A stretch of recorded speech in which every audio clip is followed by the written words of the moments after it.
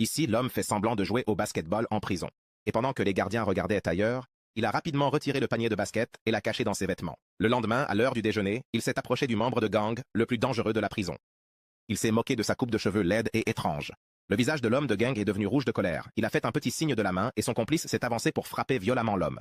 Il s'est frayé un chemin jusqu'à l'infirmerie, et lorsque l'infirmière a tourné le dos pour aller chercher le médicament, il a rapidement volé une pilule mortelle dans le tiroir.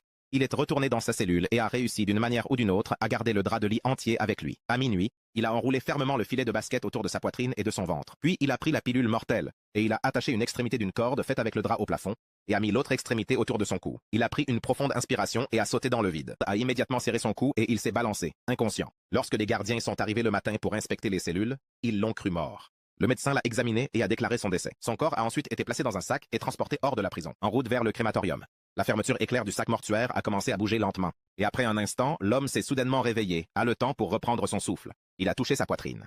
Le filet était toujours solidement attaché. C'est ce filet qui avait réparti la pression de la corde sur son corps et lui avait sauvé la vie. Et lorsque le train s'est arrêté en chemin, il a ouvert la porte discrètement. Puis il est descendu à pas feutrés, se dirigeant vers la liberté.